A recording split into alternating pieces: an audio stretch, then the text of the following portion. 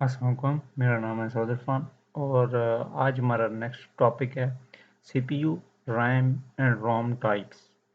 सबसे पहले हम देखते हैं कि हमारे पास सीपीयू है क्या, या ये जिसको हम ये कह सकते हैं कि ब्रेन ऑफ द कंप्यूटर, वो चीज़ है क्या। ठीक है, चैप्टर नंबर 5 कंप्यूटर आर्किटेक्चर का ये सेकंड जो वीडियो हमारी वो किस पे है, CPU, RAM and ROM types पे है। तो सबसे पहले हम देखते हैं सीपीयू हमारे पास है क्या। तो सबसे पहले ये मेरे पास एक, मैं आपको ना ओवरव्यू देने के लिए एक लैपटॉप का ना अंदर से जो बैक उसकी साइड होती है, उसका मदरबोर्ड होता है, उसके बारे में अब तो थोड़ा सा हिंट दे के बताता हूँ कि ये चीज़ें हैं क्या क्या। सबसे पहले आप यहाँ पे देखें, ये हमारे पास ये जो चीज़ है, ये हमारे पास ये क्या है, ये हमारे पास है प्रोसेसर। ठीक है, जो मेन हमारे पास पार्ट होता है, ये हमारे पास क्या है, प्रोसेसर है। ठीक है, ये हमारे पास क्या है, प्रोसेसर है।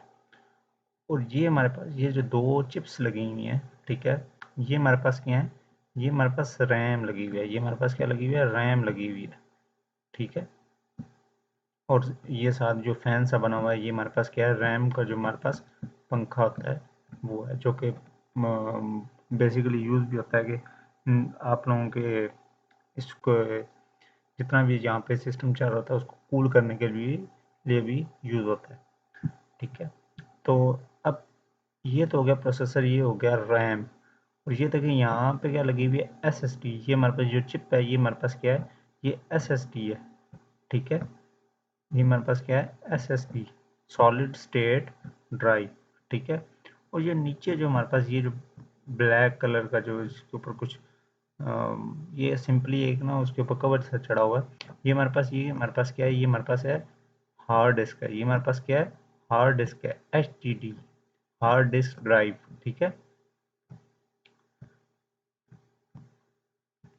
और ये हमारे पास ये इस साइड पे ये जो पूरी ये हमारे पास क्या है, ये एक हमारे पास बैटरी है। ये हमारे पास क्या है, बैटरी है, जो कि क्या कर रही थी, इन सब चीज़ों को पावर दे रही होती है। ठीक है, अब देखें मैं, अब देखो कि ये प्रोसेसर देखा है रैम के कितने ज़्यादा करीब लगा हुआ है और सॉलिड स्टेट ड्राइव उससे दूर है।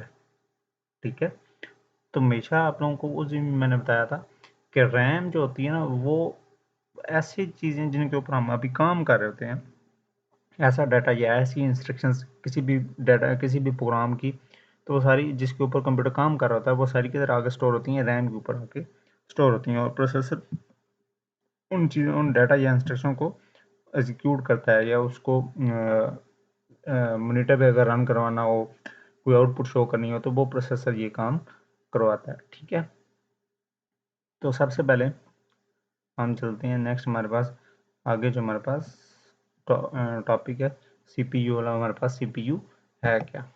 अच्छा, सीपीयू बेसिकली हमारे पास क्या है, एक ब्रेन ऑफ द हमारे पास क्या होता है, कंप्यूटर होता है। ठीक है, अब सीपीयू कंप्यूटर सिस्टम का बहुत ही इंपॉर्टेंट एलिमेंट भी कह सकते हो आप लोग। ठीक है, ये हमारे पास क्या है, मदरबोर्ड में हमारे पास मदरबोर्ड हमारे पास ये जो लास्ट पिक्चर में आपको ये ब्लू ब्लू नज़र आ रहा होगा, ये हमारे पास क्या है, ये हमारे पास मदरबोर्ड है। ठीक है, ये सारी चीज़ें इसके ऊपर इंटीग्रेट की जाती हैं। ठीक है, प्रोसेसर भी, रैम भी, एसएसडी भी, ये सारी चीज़ें। और यहाँ पे इसके अंदर बसेस होंगी, ठीक है, जो कि डाटा को ट्रैवल करवाएंगी। ठीक है, और डेस्क बस भी होगी, कंट्रोल बस भी होगी, जो सीयू यूज़ कर रहा होता है अदर कंपोनेंट्स को बताने के लिए कि आपने कौन सा काम करना है अभी। ठीक है, सारा कुछ ये इसके अंदर सारा का अभी वो हर चीज़ आपको नज़र नहीं आएगी। ठीक है, कुछ चीज़ें यहाँ पे कवर्ड भी हैं। ठीक है, ये नीचे ब्लू ब्लू अगर आपको नज़र आ रहा हो, तो ये हमारे पास क्या होता है, ये हमारे पास मदरबोर्ड होता है। ठीक है, अच्छा नेक्स्ट, अब हम देखते हैं कि हमारे पास सीपीयू जो जो होता है ना, ये सीपीयू यहाँ पे कह रहे हैं सीपीयू बुक के हिसाब से, वैसे ये प्रोसेसर आप कह सकते हो इसको। जो हमारा प्रोसेसर होता है वो किस पे लोकेट हुआ होता है, मदरबोर्ड भी हमारे पास। ठीक है, और क्या करता है, ये जितना भी कंप्यूटर के अंदर जितना भी काम हो रहा होता है, ठीक है, उन सब का जितना भी डाटा जो है, वो सारा कुछ क्या कर रहा होता है, ये इसके ऊपर उस डाटा के ऊपर काम कर रहा होता है। हर तरह का काम जो है वो कौन कर रहा होता है, हमारे पास सीपीयू है, तो इसको हम प्रोसेसर भी कह सकते हो। ठीक है, प्रोसेसर काम कर रहा होता है, और डाटा जो है कंटिन्यूसली इसके ऊपर मूव होता रहता है। रैम से वो प्रोसेसर के पास आएगा, या सेकेंडरी स्टोरेज से उठ के वो रैम में आएगा, रैम से आगे प्रोसेसर में आएगा। अगर हमने इनपुट को दिया तो वो इनपुट हमारे पास, इनपुट वाइज से हमारे पास डाटा जो है वो हमारे पास आएगा। ठीक है, इस तरह से डाटा टेबल हमेशा करते ही रहता है। अच्छा, ये हमारे पास जो लास्ट मैंने आपको एक शो करवाया था, ये हमारे पास क्या था, एक पर्सनल कंप्यूटर था। ठीक है, ये हमारे पास क्या था, एक पर्सनल कंप्यूटर था। इसके ऊपर सीपीयू जो है ना वो एक हाउस मतलब के, आप लोग कह रहे हो कि एक इंसर्ट की जाती है, हाउस का मतलब क्या, इंसर्ट की जाती है, मतलब कि उसके ऊपर रखा जाता है उसको। ठीक है, in a single chip card microprocessor. ठीक है, जो सीपीयू के ऊपर यहाँ पे ये जो है ना हमारे पास यहाँ पे रखा जाता है, ये हमारे पास क्या है, ठीक है, ये हमारे पास क्या है, प्रोसेसर है। ये हमारे पास क्या है, ये हमारे पास, ये जो हमारे पास क्या है, ये हमारे पास प्रोसेसर है। ठीक है, माइक्रो प्रोसेसर जिसको हम कहते हैं। ठीक है, अच्छा, सीपीयू के हमारे पास ना दो कंपोनेंट्स होते हैं, जो कि कल भी मैंने आपको बताया था कौन कौन से होते हैं। एक होता है हमारे पास अर्थमेटिक, दूसरा अर्थमेटिक एंड लॉजिकल यूनिट, दूसरा हमारे पास होता है कंट्रोल यूनिट। ठीक है, अर्थमेटिक एंड लॉजिकल यूनिट को मुझे दोबारा रिपीट करने की मेरे ख्याल से तो ज़रूरत नहीं है। ठीक है, लेकिन एक दफ़ा थोड़ा सा हल्का सा मैं आप लोगों को आइडिया दे देता हूँ कि अर्थमेटिक एंड लॉजिकल यूनिट जो होता है ना, जितने भी हमारे पास ये जितने भी मैथमेटिकल एक्सप्रेशन जो परफॉर्म हो रहे होते हैं, ठीक है, या कैलकुलेशन या लॉजिकल ऑपरेशन परफॉर्म हो रहे होते हैं, वो हमारे पास किधर हो रहे होते हैं, अर्थमेटिक एंड लॉजिकल यूनिट के ऊपर हो रहे होते हैं। और इसको आप कैलकुलेटर भी कह सकते हो, या फिर आप इसको decision maker of the computer भी कह सकते हो। अच्छा, और सी यू हमारे पास क्या होता है, सी यू हमारे पास क्या होता है, मैनेजर ऑफ द कंप्यूटर होता है, जो कि जितने भी कंप्यूटर के काम होता है, जितना भी सब कुछ वो सी यू कंट्रोल कर रहा होता है। ठीक है, ये क्या कर रहा होता है, बेसिकली आप ये कह सकते हो इसको, ये मैनेज कर रहा होता है। ठीक है, जितनी भी एक्टिविटीज हो रही हैं सीपीयू के अंदर, वो कौन मैनेज कर रहा होता है, सीयू मैनेज कर रहा होता है। ठीक है, तो जितनी भी इंस्ट्रक्शन जो होती हैं वो सारी रन जो हो रही होती हैं, वो चेक कर रहा होता है कि सही ऑर्डर में रन हो रही हैं या नहीं रन हो रही। और जो भी सिग्नल मैंने भेजे हैं दूसरे कंपोनेंट को, दूसरे जो इसके सीपीयू के कंपोनेंट हैं, जैसे हमारे पास ये रैम है, सेकेंडरी स्टोरेज है, ठीक है, बस सॉरी, इनपुट आउटपुट डिवाइसेस है, तो ये इनको जो सिग्नल भेज रहा होता है, वो चेक करता है, या ए एल यू को सिग्नल भेज रहा होता है कि तुमने ये वाला काम अभी करना है। चेक कर रहा था कि सिग्नल बाकी उन्हीं को गया है या किसी और कंपोनेंट को तो नहीं चला गया। ठीक है, तो ये सी यू जितना भी, ये इसको आप लोग कह सकते हो, ये हमारे पास मैनेजर है कंप्यूटर का। ठीक है, अच्छा, नेक्स्ट हमारे पास क्या आता है, मेन मेमोरी। ठीक है, ये भी हमारे पास क्या आती है, एक और इम्पॉर्टेंट एलिमेंट है किसका, कंप्यूटर सिस्टम का। ठीक है, मेन मेमोरी हमारे पास, मेन मेमोरी होती क्या है, मेन मेमोरी के आगे हमारे पास दो पार्ट, मेन मेमोरी में हमारे पास एक होती है रैम होती है, एक हमारे पास रोम होता है। ये आप लोगों के कंप्यूटर की हमारे पास बुक में एक पिक्चर भी थी, यहाँ पे भी देखो, यहाँ पे मेन मेमोरी में क्या लिखा हुआ है, रैम और रोम। ठीक है, आगे जाके हम डिस्कस करेंगे कि रैम क्या होता है, रोम क्या होता है, इनके दोनों की आगे बहुत सारी टाइप्स भी हैं, तो आज हम टाइप्स के ऊपर भी हम बात करेंगे। ठीक है, नेक्स्ट स्लाइड ओपन करते हैं, हमारे पास देखो। अच्छा, इसमें एक और चीज़ मैं आपको बताना भूल गया, आपकी बुक में लिखा होगा कि हमारे पास जो है, बुक खोल लेते हैं हम,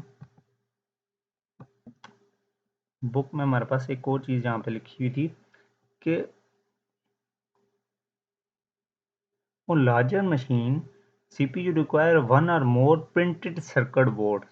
ठीक है, लार्जर मशीन, ये लार्जर मशीन कौन सी है, ये हमारे पास जो हमारे पास मेन फ्रेम कंप्यूटर्स होते हैं, जो हमारे पास सुपर कंप्यूटर्स होते हैं ना, वहाँ पे क्या होता है, हमारे पास एक सीपीयू को एक से ज़्यादा, हमारे पास ये देखो पर्सनल जो मैंने आपको कंप्यूटर दिखाया था, वहाँ पे क्या था, एक सिंगल हमारे पास क्या था, मदरबोर्ड था, उसी के ऊपर हमारे पास एक ही सीपीयू हमारे पास चिप जो है लगी हुई थी, जिसको हम कहते थे माइक्रो प्रोसेसर। अब जो हमारे पास लार्जर मशीन्स होती हैं, ठीक है, जैसे कि हमारे पास जो है मेन फ्रेम कंप्यूटर होते हैं, जो हमारे पास सुपर कंप्यूटर्स होते हैं, वहाँ पे क्या होता है, वहाँ पे हमारे पास एक से ज़्यादा सर्किट बोर्ड वहाँ पे लगे होते हैं, या उनको एक से ज़्यादा सर्किट बोर्ड जो हैं वो चाहिए होते हैं एक सीपीयू। ठीक है, क्योंकि वो बहुत ज़्यादा प्रोसेसिंग कर होता है। ठीक है, उसको बहुत सारा डाटा हैंडल कर रहा होता है। ठीक है, वो जो लार्जर मशीन आप लोग इसको कुछ सर्वर भी होते हैं जो को एक से ज़्यादा सर्किट बोर्ड जो हैं वो चाहिए होते हैं। ठीक है, तो सबसे पहले हम देख लेते हैं, हमारे पास मेन फ्रेम कंप्यूटर, हमारे पास आप लोग इसमें कह सकते हो कि IBM जी सीरीज़ जो कंप्यूटर्स होते हैं। ठीक है, ये हमारे पास ये नीचे आप लोगों को पिक्चर भी देख सकते हो, ये हमारे पास क्या है, IBM जी सीरीज़ का एक कंप्यूटर बड़ा हुआ है। ठीक है, इसमें हमारे पास मल्टीपल, हमारे पास क्या हो रही होती हैं, मल्टीपल हमारे पास सर्किट जो बोर्ड है हमारे पास लगी होती हैं, ठीक है, और मल्टीपल चिप्स भी लगी होती हैं हमारे पास इसमें, ठीक है। और हमारे पास फिर आता है हमारे पास मेन फ्रेम से ज़्यादा जो नेक्स्ट आजकल हमारे पास मोस्टली ये यूएसए और चाइना के पास हैं ज़्यादातर सुपर कंप्यूटर जो हैं, जो कि सबसे दुनिया के सबसे फास्टेस्ट कंप्यूटर्स भी आप इनको कह सकते हो, ठीक है। ये हमारे पास क्या है, यह IBM का ब्लू जीन जो हमारे पास ये है, उनका एक कंप्यूटर पड़ा हुआ है, ठीक है। ये एक इसको आप कह सकते हो। अब इसमें देखो मल्टीपल हमारे पास सर्किट बोर्ड क्या होंगे, लगे हुए होंगे, ठीक है। इसका नाम है IBM ब्लू जीन। आप लोग इसके बारे में सर्च आउट भी कर सकते हो अगर आप इसके बारे में कुछ और पढ़ना भी चाहते हो तो, ठीक है। ये सिंपल आप लोगों को पिक्चर है, सिंपल एक दिखाने के लिए, आप लोगों को आइडिया देने के लिए, ठीक है। तो नेक्स्ट हम पढ़ते हैं मेन मेमोरी के बारे में। अच्छा, मेन मेमोरी हमारे पास क्या है, ये हमारे पास वो वॉन न्यूमन का डिज़ाइन याद था ना आप लोगों को, जो उसने डिज़ाइन प्रपोज किया था, उसमें ये एक इम्पॉर्टेंट कंपोनेंट भी था मेन मेमोरी, ठीक है। मेन मेमोरी जो हमारे पास इंपॉर्टेंट कंपोनेंट किसका था, स्टोर प्रोग्राम कंप्यूटर का एक इंपॉर्टेंट कंपोनेंट भी था, ठीक है। अच्छा, अब देखो आजकल जो हमारे पास मॉडर्न मेमोरी आ रही होती है ना, वो किससे मिलके बनती है, वो एक सेमी कंडक्टर जो हमारे पास मटेरियल होता है ना, उससे मिलके बन रही होती है, ठीक है।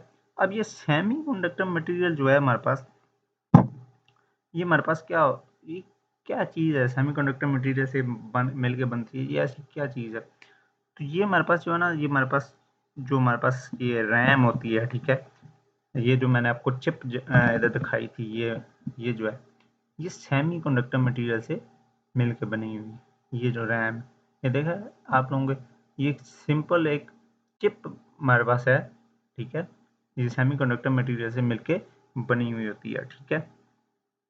आप ये अब रैम दोनों दो तरह की हो सकती हैं, एक होती है डायनामिक, एक होती है स्टैटिक रैम, ठीक है। एक होती है डायनामिक, ये हमारे पास डायनामिक लगी हुई है। स्टैटिक रैम या आगे जाके आप लोगों को मैं पिक्चर भी दिखा दूंगा, ठीक है। अच्छा, लेकिन अच्छा वो हमारे पास अब क्या कि मॉडर्न जो हमारे पास कंप्यूटर है, ठीक है, वो एक उसमें is built in form of chip of a semi conductor material, semi conductor material से मिलकर बनी, मैंने आपको अभी दिखा भी दी है, ठीक है। अब इसमें क्या होता है, it is built in the form of thousand of million cells each capable of storing a bit. अच्छा, अब क्या होता है यहाँ पे जितने भी इसमें मिलियंस ऑफ हमारे पास सेल्स इसमें क्या होते हैं, यूज होते हैं, ठीक है। जो कि क्या कर रहे होते हैं, स्टोर कर रहे होते हैं बिट्स को। बिट आप लोगों को पता है बिट क्या होता है, बिट होता है 0 और 1, ठीक है। अब मेन मेमोरी में हमारे पास, अब हम क्या करते हैं, हम लॉजिकली हमने अपने लिए मतलब हमने अपनी तरफ से ड्राइव किया हुआ है, फिजिकली ऐसा होता नहीं है, ठीक है। लॉजिकली हमारे पास ये क्या है, हम उन सेल्स को ना, जो जो हमारे पास 8 सेल्स हैं ना, उनको 8 बिट्स को मिला के, ठीक है, हर सेल एक एक बिट जो है हमारे पास क्या कर रहा होता है, स्टोर कर रहा होता है। तो हम 8 सेल्स या 8 बिट्स को मिला के हम लोग क्या कर देते हैं, एक बाइट बना लेते हैं, ठीक है। 8 बिट में हमारे पास कितने बाइट्स होते हैं, एक बाइट होता है, ठीक है। तो 8 बिट्स हम मिला के एक बाइट जो हम बना लेते हैं, ठीक है। तो हर बाइट को हम क्या कर देते हैं, एक एड्रेस दे देते हैं, ठीक है। हम उसे क्या कर देते हैं, एक यूनिक एड्रेस दे देते हैं, ठीक है। यहाँ पे आप लोग पिक्चर में देख भी रहे होगे, ये हमारे पास क्या है, एड्रेस ऑफ द, उस जो हमारे पास लोकेशन है उसका एक एड्रेस दिया हुआ है, ठीक है।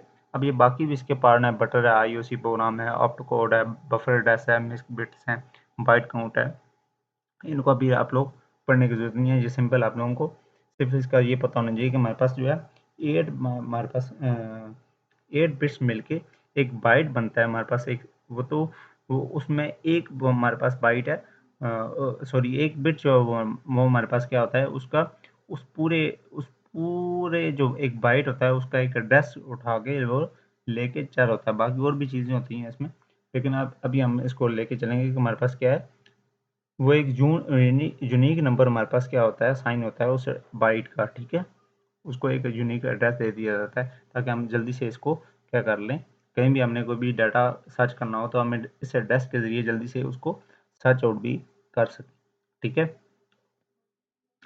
अच्छा, ये जो हमारे पास स्कीम थी, जो रेंजिंग हमने सेल किए हुए थे बाइट्स में, ठीक है। पहले सेल था ना, सेल क्या था कि वो एक बिट को स्टोर कर रहा था, या 0 को स्टोर करेगा या 1 को स्टोर करेगा, ठीक है।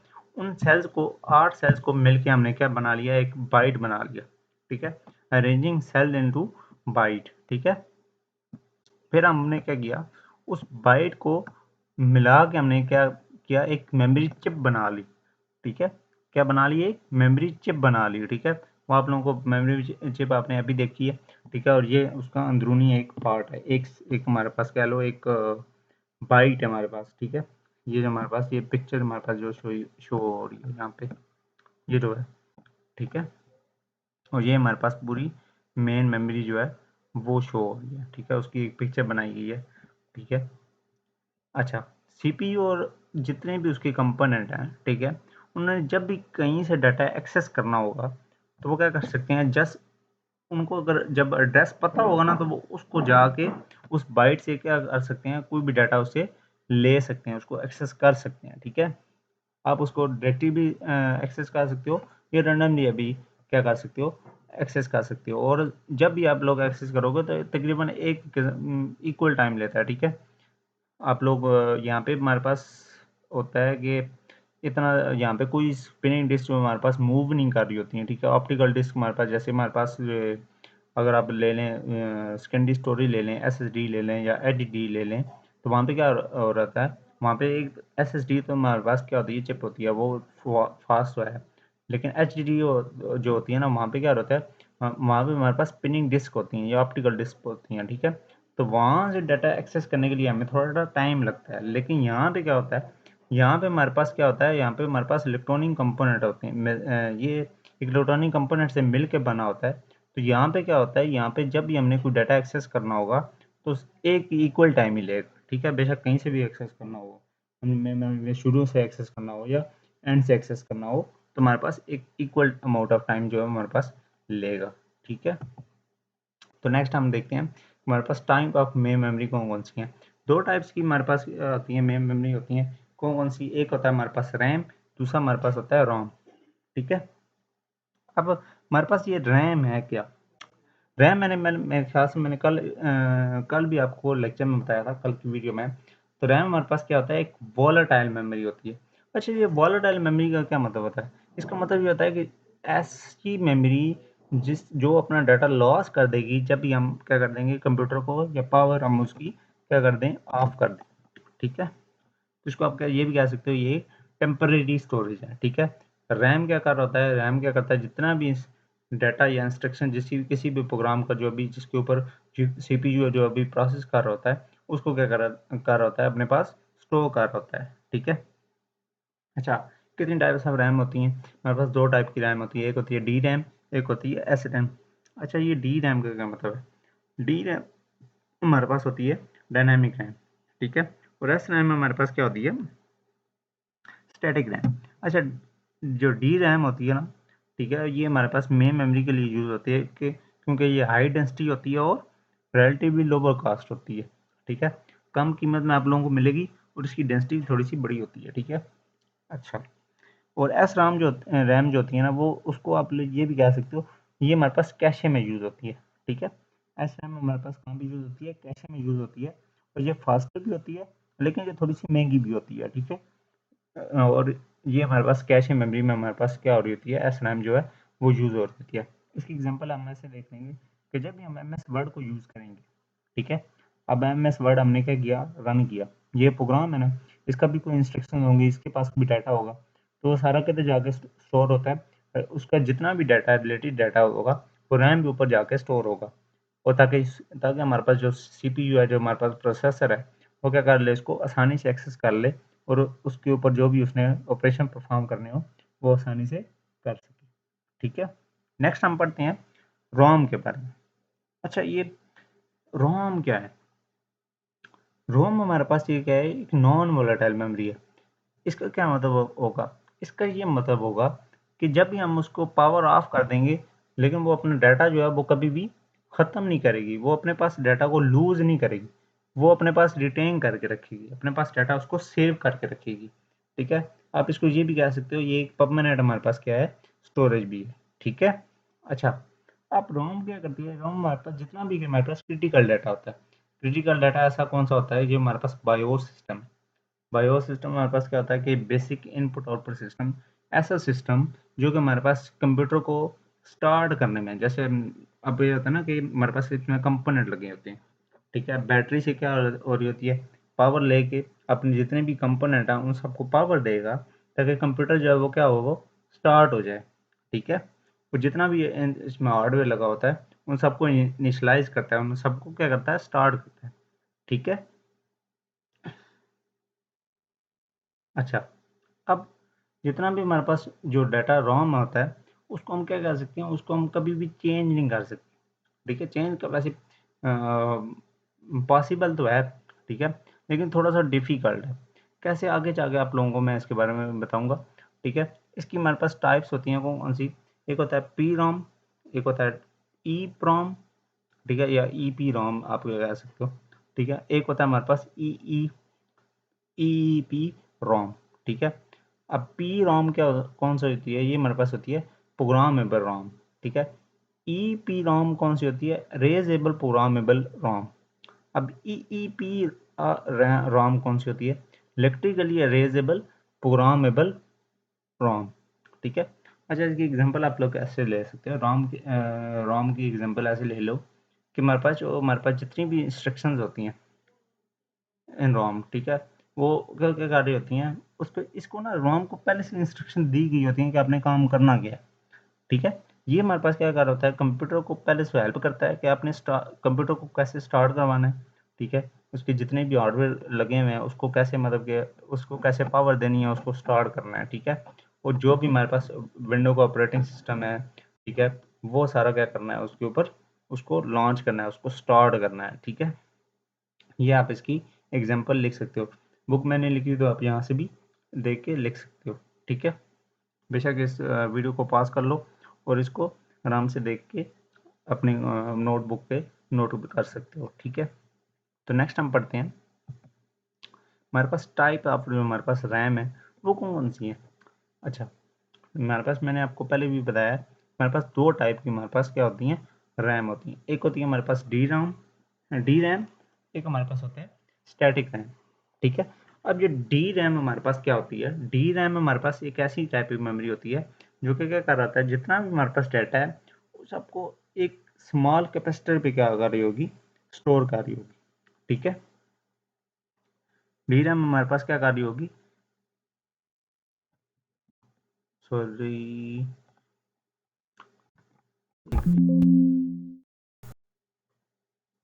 यहाँ पे ये है कि ये पिक्चर इस साइड पे आएगी, ये पिक्चर इस साइड पे आएगी, यहाँ पे प्रॉब्लम हो गई है, मैंने पिक्चर कलर यहाँ पे डाल दी थी, ठीक है।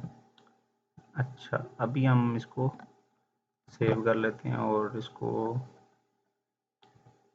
शो करते हैं। अच्छा, अच्छा, डी रैम हमारे पास क्या होती है, हमारे पास ऐसी टाइप की मेमोरी होती है जो क्या क्या कर रही होती है, जितना भी हमारे पास डाटा है, ईच बिट ऑफ डाटा हमारे पास, ईच बिट मतलब कि उसका जीरो या वन ऑफ डाटा वो किस पे स्टोर कर रही होती है, एक स्मॉल कैपेसिटर पे स्टोर कर रही होती है।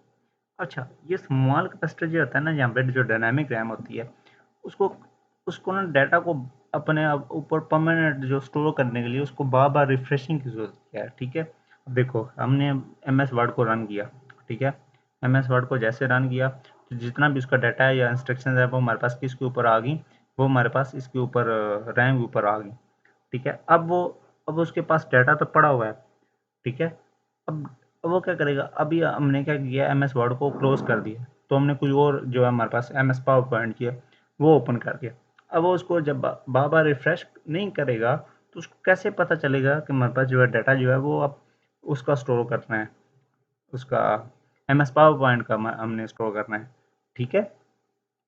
तो इसलिए वो क्या करता होता है, बार बार इसको क्या कर रहा होता है, रिफ्रेश कर रहा होता है, ताकि वो उस डाटा को अपने ऊपर परमानेंट जो क्या कर ले, स्टोर कर, जो ऐसे भी हमारे पास इसको बार बार रिफ्रेश इसलिए भी कर रहा होता है कि हमारे पास सीपीयू को कोई और रिक्वायरमेंट चाहिए हो, जो कि पहले से वो वहाँ पे हमारे पास कंडी स्टोरेज में पड़ी हुई है, तो उसको ले के आना यहाँ पे अपने पास, ताकि सीपीयू तभी इसको दोबारा एक्सेस करे तो जल्दी से एक्सेस कर सके, ठीक है। तो इसलिए मैं ये हमारे पास क्या होता है, एक स्मॉल कैपेसिटर पे हमारे पास जितना भी डाटा वो स्टोर करती है और इसको बार बार रिफ्रेश कर रही होती है, ठीक है। अच्छा, अब देखते हैं हमारे पास जो है एस रैम में हमारे पास वो क्या चीज़ होती है, ठीक है।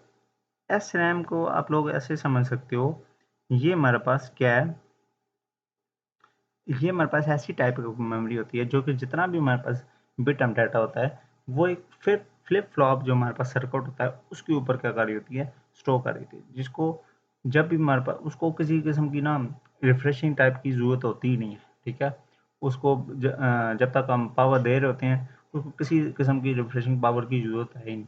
ठीक है, वो डाटा जो भी होगा वो अपने पास स्टोर करके रखेगी। ठीक है, और ये हमारे पास जो है बिल्कुल हमारे पास ऐसे समझ लो कि हमारे पास कैश, ये हमारे पास कैश मेमोरी में स्टोर यूज़ हो रही होती है। ठीक है, और ये क्या कर देते हैं, जितना भी डाटा हमारे पास है उसको होल्ड करके रखती है जब तक हम उसको पावर सप्लाई कर रहे होते हैं। इसको किसी किस्म की रिफ्रेशिंग की नीड नहीं होती। ठीक है, और ये हमारे पास बहुत ज़्यादा फास्ट भी है और रिलायबल भी है, किससे, डायनामिक रैम से। ठीक है,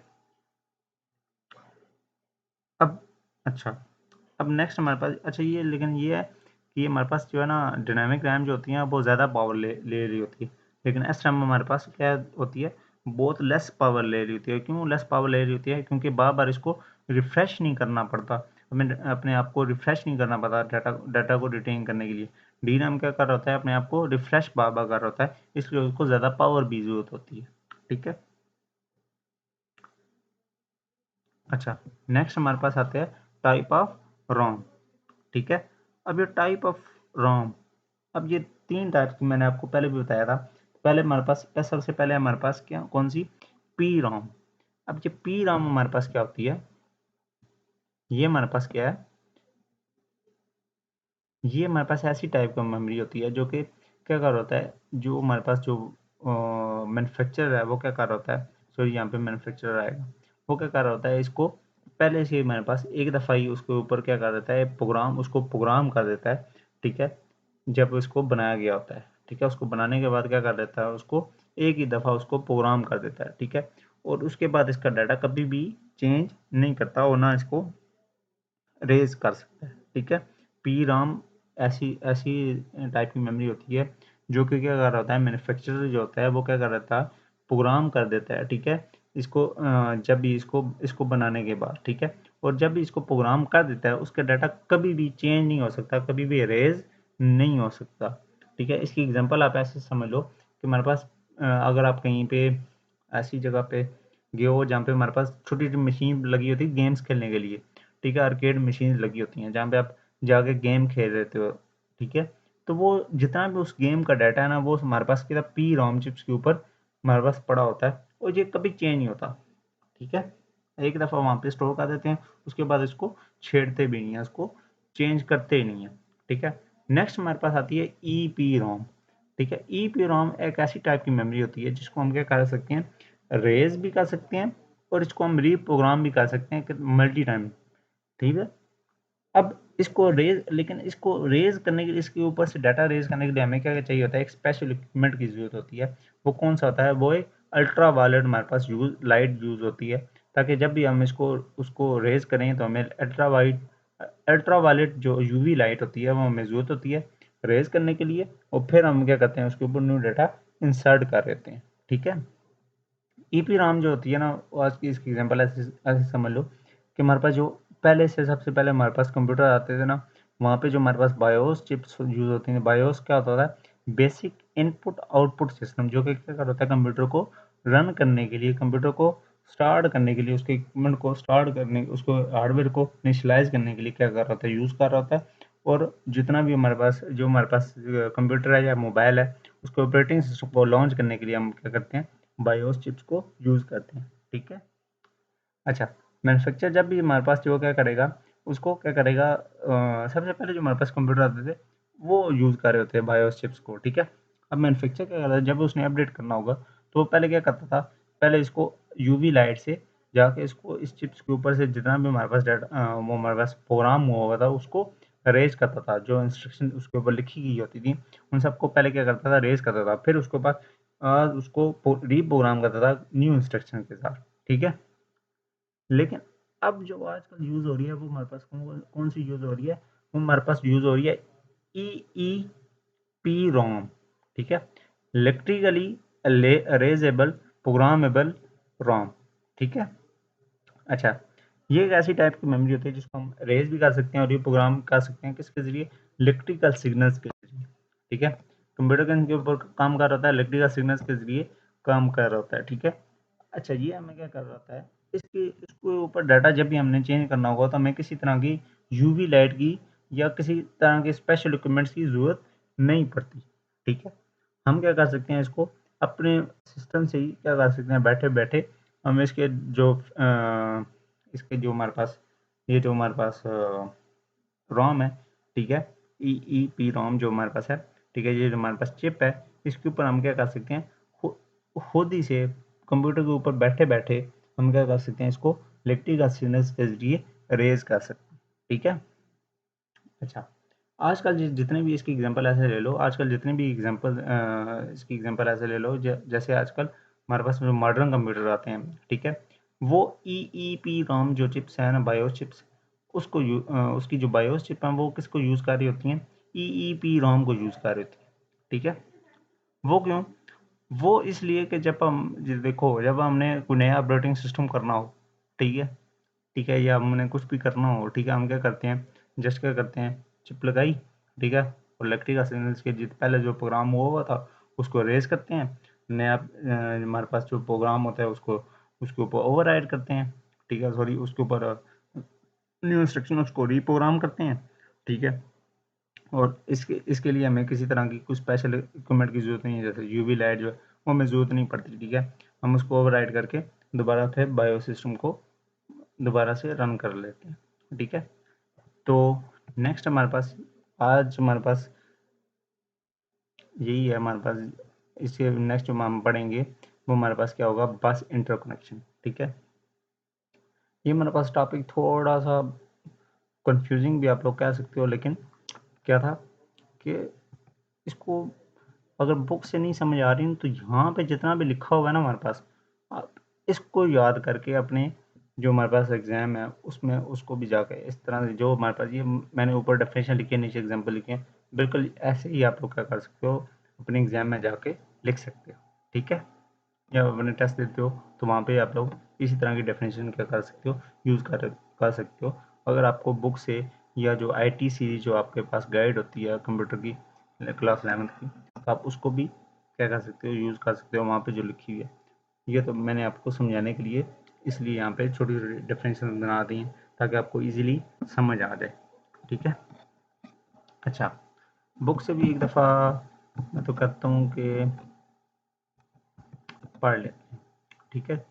अच्छा, बुक में हमारे पास क्या है, CPU एक ब्रेन है हमारे पास किसका, कंप्यूटर का, ठीक है। नीचे उसकी एक पूरी एक डायग्राम बनी हुई है। अब CPU के अंदर हमारे पास क्या होता है, सी जो होता है अरिथमेटिक एंड लॉजिकल यूनिट होता है, ठीक है। ये दो किसके अंदर होते हैं, CPU के अंदर होते हैं। अरिथमेटिक और कंट्रोल यूनिट हमारे पास दोनों क्या काम कर होते हैं। अरिथमेटिक जो काम कर होता है वो जितनी भी कैलकुलेशन होती है वो सारा कुछ हैंडल कर होता है, ठीक है। इसको आप डिसीजन मेकर आप कंप्यूटर भी कह सकते हो।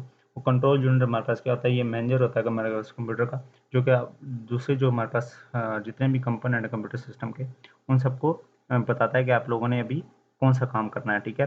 खुद ये क्या काम कर रहा होता है, खुद ये इंस्ट्रक्शन फेच करके लाता है किससे, मेमोरी से, उसको डिकोड करता है ताकि अंडरस्टैंड कर सके कि इसको कैसे हमने इसके ऊपर क्या लिखा गया था, ठीक है। और उसको फिर एक्शन उसके ऊपर जो लिखा गया होता है उसको उस एक्शन को परफॉर्म करवाता है, ठीक है। और ये ALU और जितनी जो मेन मेमोरी है उसको इंस्ट्रक्ट भी करता है कि आप लोगों ने अभी कौन सा एक्शन जो है वो परफॉर्म करना है, ठीक है।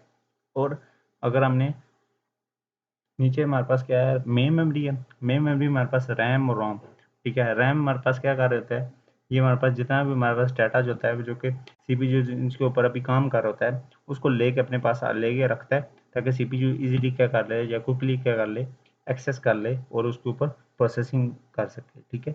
और रैम क्या होता है, हमारे पास जो बस क्रिटिकल डाटा होता है वो उसके ऊपर स्टोर करके रखता है, जैसे हमारे पास बायो सिस्टम होता है, ठीक है, वो हमारे पास किसके ऊपर होता है, वो रैम के ऊपर होता है। इनपुट आउटपुट वैसे आप लोगों को पता है कौन कौन सी होती हैं, सेकेंडरी स्टोरेज कौन कौन सी होती है, सेकेंडरी स्टोरेज हमारे पास होती है, ये हमारे पास HDD SSD, ठीक है।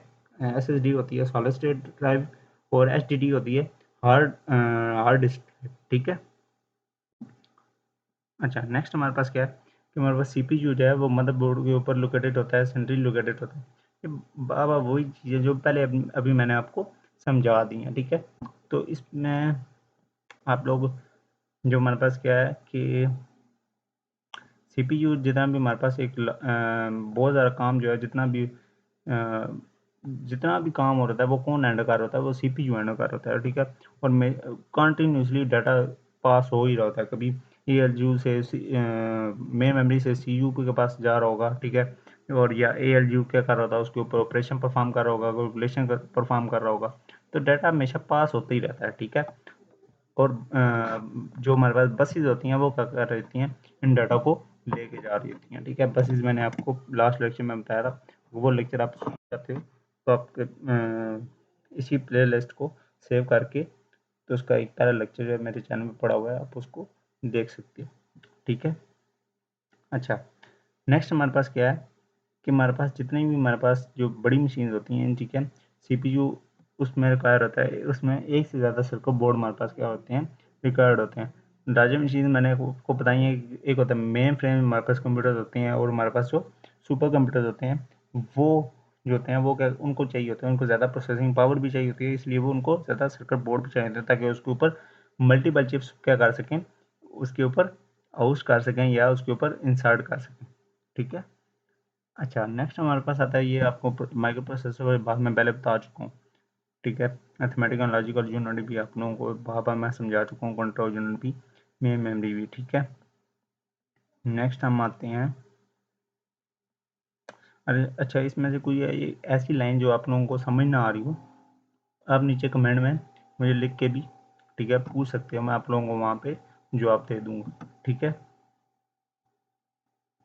नेक्स्ट, ये रोम की जितनी भी हमारे पास टाइप्स हैं, ये इनका इजीली मैंने आप लोगों को डेफिनेशन बता दी है, ताकि आप वहाँ से उसको याद कर सकते हो, या आप ITC से जाके उसको देख सकते हो, ठीक है। अच्छा, लास्ट ये एक पैराग्राफ है, ये हम पढ़ लेते हैं। ये क्या कह रहा है कि हमारे पास ये एक इम्पॉर्टेंट भी है कि आप इसको MCQs के तौर पर भी याद कर सकते हो, ठीक है। कि हमारे पास जितनी भी रोम है, ठीक है, वो सारी क्या होती हैं, नॉन वोलेटाइल होती हैं। वो क्या होती हैं, नॉन वोलेटाइल होती हैं। नॉन वोलेटाइल आपको पता है ना क्या होते हैं। नॉन वोलेटाइल मतलब कि वो जब भी उसकी पावर चली जाए, लेकिन वो अपना डाटा रिटेन करके रखेगी, ठीक है। हमारे पास डाटा है वो स्टोर रहेगा जिस चिप पे, और बेशक इलेक्ट्रिसिटी कट ऑफ भी हो जाए, ठीक है। Mostly ROM chips are use to store frequently use program like operating system routines and data, ठीक है। मैंने आपको पहले बताया था कि हमारे पास जो है रॉम के ऊपर हमारे पास ऑपरेटिंग सिस्टम जो है वो हमारे पास क्या होता है, उसका डाटा जो होता है, उसकी जो हमारे पास रूटीन है, वो हमारे पास क्या हो रही है, सेव हो रही है, ठीक है। तो यहीं पे आज का लेक्चर एंड करते हैं, ठीक है। और अगर आपको किसी भी किस्म की कोई मसला है